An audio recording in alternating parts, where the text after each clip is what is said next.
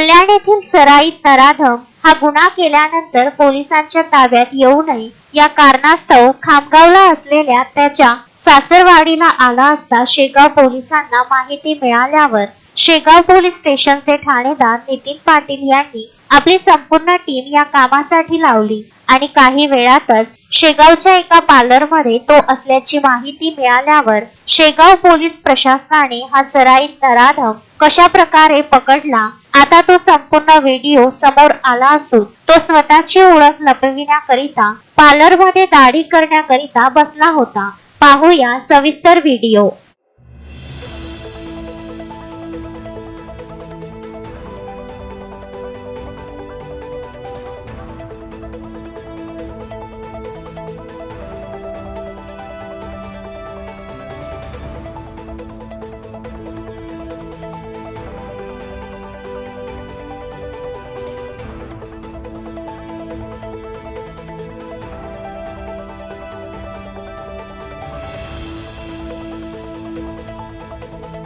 Mahendra Mishra, Vidarbha news, Buldhana.